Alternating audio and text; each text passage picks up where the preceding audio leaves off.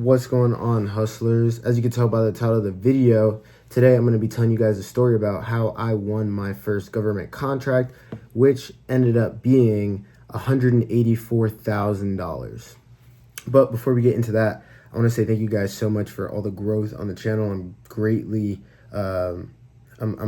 appreciative of all the support. You guys are commenting, you guys are sharing, the videos are doing well, the subscriber count is going up, so I'm just super appreciative of that. And remember, once we hit 1K, I will go to the warehouse and show you guys how to package. Without further ado, let's get into it. So I've been in government contracting for 4 years now, and I started back in 2020. Now, I knew of government contracting prior to this simply because of my exposure to the industry through the film War Dogs.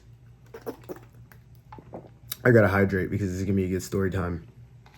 And I knew about it. I knew that we spend more on our defense budget than the next 10 countries do combined, but I didn't really know what that meant for me. I didn't know how I fit into that puzzle or how I was able to get a slice of that pie, if you will. So let's rewind the clock back to 2020. So at this point in time, I have decided I do not want to play college football. I had about 14 scholarship opportunities. I could have gone to Auburn, could have gone to Western Michigan, could have gone to Vanderbilt, could have gone to the Air Force Academy, turned all that down. I was like, you know what, college football is just not for me. I graduated during COVID, so I was like, if I go up there, I'm not even going to be playing for a year anyways, just because of the way things were with the pandemic. So I'm going to community college. And this was tough because in high school, I told everybody, I was like, yeah, I'm going to become a pilot and I'm going to play football. And when you've got, the Naval Academy come talk to you, and you're getting, letters from all the Ivy League schools, and you're getting invited to those camps, and you're doing the Under Armour All-American thing, and then the Air Force Academy comes calling, it's kind of just almost like a given, right? Everybody expected me to go to college and go that route and become an aviator. And I was like, oh yeah, I'm just going to go to a Propel school, which is Delta Airlines pilot pathway program. So United has Aviate, Southwest has like the 360 program, JetBlue has a program as well. American has the Envoy Cadet program. So all the schools that I was targeting were either Ivy League schools or they were really good football schools that were in Delta's Propel program. And everybody knew this. So that was kind of like the consensus, right? And then I elected not to go play college football, and I am going to community college and I'm reselling clothes, right?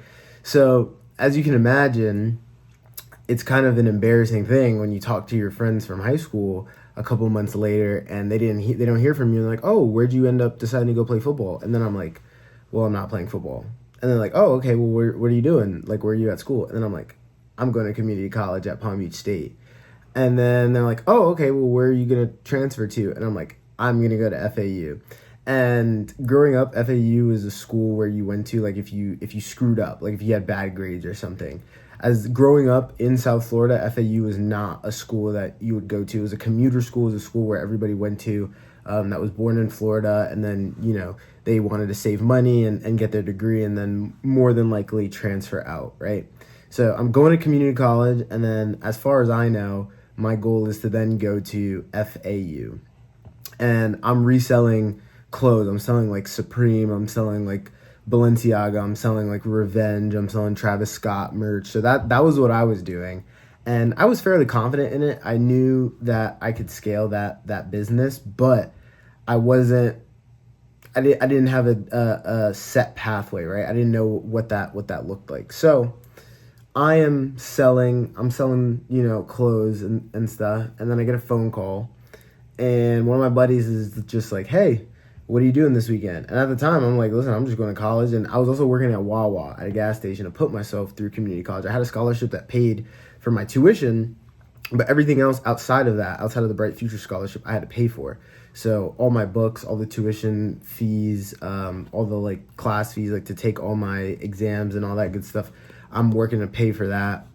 And then I had gotten into a car accident, so I'm paying off. I had to get a new car, and then that car needed work on it, and I was driving a 2006 Volkswagen Jetta at the time. Now I drive a Mercedes coupe, which is actually in the shop because I have an oil leak, but whatever. So I'm working to pay my way through community college and make sure that I have a functioning vehicle to take me to and from class and work. And then I got a call from one of my buddies on the weekend, and he's like, "What are you doing?" And I'm like, "Oh, I'm chilling. I don't have class." And I worked all throughout the week. I worked Monday through Friday, and then it just so happened that weekend I wasn't scheduled to work at Wawa. So he's like, "Hey, do you want to come to Miami? I've got this dude. He's got a sick penthouse, but he doesn't know anybody who wants to invite some people." So I was tasked with inviting a whole bunch of people and getting them to show up to this house in Miami. Now, mind you, I'd gone to a whole bunch of different schools, and I was notorious for throwing parties. And I was doing a whole bunch of different side hustles and a whole bunch of different things. I was selling clothes also during senior year of high school. So I was kind of funding all these parties just by like my little side business. And I had a reputation for being able to get people to assemble in places. So I guess that was how I got tasked with, getting everybody to show up to this party in Miami. So the weekend comes along, and then I get everybody to show up, but then the key fob does not work to let all these people into the apartment. And it ends up just being me and the guy who was renting the apartment along with his roommates. And that gave us a lot of time to talk until his roommates came back with their key fobs, and they were able to let some people upstairs as well. So me and him are talking, and he's like, "Oh, listen, man, it's not your fault. Like, you delivered. You were able to get a whole bunch of people to show up." And then he's just like, "Listen, you can get people to do things. You're persuasive. What are you doing right now?" And I was like, "Oh, I'm going to community college. I'm studying business. I'm working at Wawa, and I'm selling clothes on the side." And he's like, "Oh, okay, cool. Like, what is your reselling business doing?" And I told him, I was like, "Oh yeah, I'm probably selling stuff for like $300-400 a pop. I'm making like $80 to $150 like every single transaction." And he was like, No. You cannot be doing that. That is not how you're going to be allocating your time. So he's like, "Do you know of anything that is, higher ticket?" And at the time I'm like 18, and I'm like, "Higher ticket? What the hell does that mean?" Like, I don't understand sales. I don't know anything about business. And during COVID, my parents actually opened up Two Lines Aerospace's government division. So the company had existed prior to that. My dad was selling airplane parts to different companies around the world, or not different companies, different airlines around the world, but it was COVID, so nobody was flying, so nobody was buying airplane parts. And this company was a startup, and my parents had actually asked me to come work for them prior to that, but I was like, I don't want to do that. I'm making like a couple $100, every transaction selling clothes, and I'm working at Wawa. Like, I was probably making, I don't know, $2-3 grand a month at 18, and I was living at home. I didn't really have any bills outside of, working in my car. So I'm like, yeah, I'm making good money. I didn't want to go take a pay cut to go work for a startup and go work with my parents. And I was very hard-headed. I had a big ego. I still do, and I'm working on that. But I was like, I want to build something on my own. And the guy who was renting the house at the time, his name is Marty. Shout out Marty if you're watching this. He was like, "Bro, you need to go do that. You need to go work in government contracting."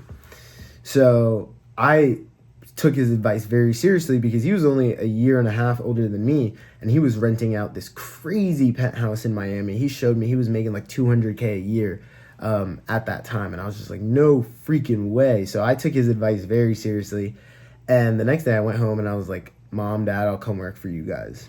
So the following Monday, they were like, "All right, cool, you can come with us."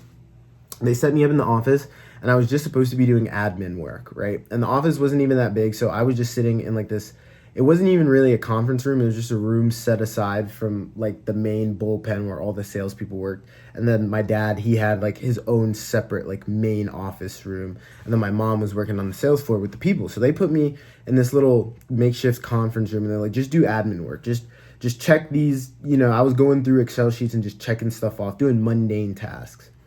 And then eventually they're like,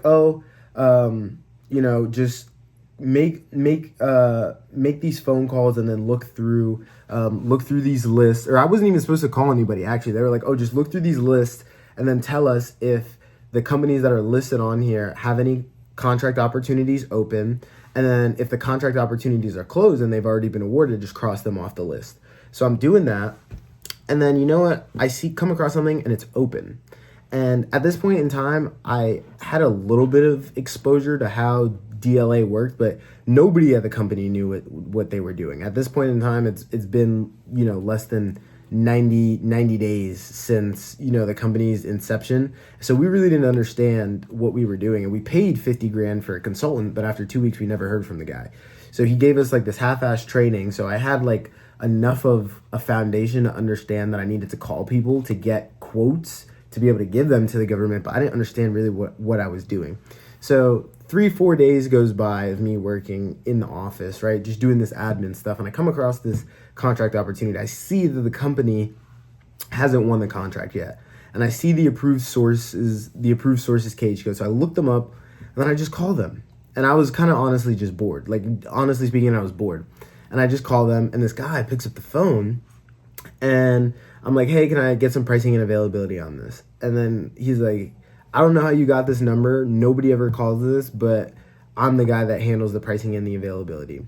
So shout out to him. And we talk and I ask him, I love people. I love just talking on the phone. So I'm like, hey, you watch any football? Because this was like mid-October, full swing football season, right? And I don't really know what to talk about anyways. I don't even know what questions to ask for.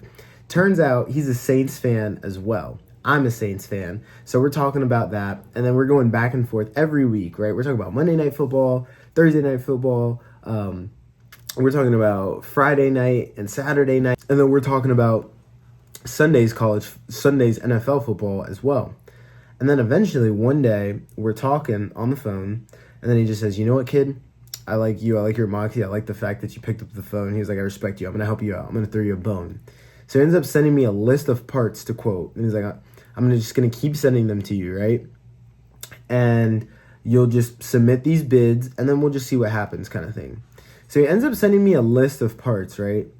And I did not understand what the magnitude of what I was doing. I did not understand the value of the parts that I was bidding on. And I saw something, and I was like, what? 250 grand? Like, I'll just throw my name in the hat. Like, the guy told me I could bid on these, but at the time I didn't understand like the value of, each contract and then how some of them were split up. So then I was like, all right, whatever. I'll just like throw my name in the hat. There were 2 contracts open. One was for like 40K and then another one was for like 250K, but for the same part. So in my mind, I'm just like, why would I not go for the one that's 250K? Not even knowing how we would fund it, not even knowing what I would do if we won it. So I ended up just submitting a bid on that contract, and it ended up being a long-term, indefinite delivery, indefinite quantity contract. So for those of you guys that are unfamiliar, the government pretty much issues a purchase order, right? And that purchase order is a blanket. It's not a blanket purchase agreement, but it pretty much lasts over a set duration of time. So it could be 6 months, it could be 12 months, it could be a year, it could be 2 years, 5 years, right? This one just happened to be a 2-year contract, and it ended up, the max that the DLA could spend on that contract was 250 grand, right? And I didn't know that. I thought it was 250 grand at one time, and I just bid on it, thinking that I actually was bidding on, a single easy contract. And then it turns out, like 2 weeks later, I end up winning the contract, and we see something for $250,000. And up front, they asked us to give them $80,000 worth of stuff. So how it works is there's a cap of 250 grand. They tell you we're going to spend a minimum amount, and then they can place anything outside of that minimum amount up to 250 grand. So the first order ended up being for $65,000. And then over the duration of the contract, it ended up being worth $184,000. So some people say that, I just happened to be right place, right time. I think, I got lucky. That comprised with, my ability to just get on the phone and talk to people. But all of those things kind of just combined to make this perfect storm. This guy really liked me. DLA needed the part. And then he gave me a quote on something that had multiple solicitations open. And I just threw my name in the hat. And it ended up being worth $184,000. So that is the story of how I won my first government contract.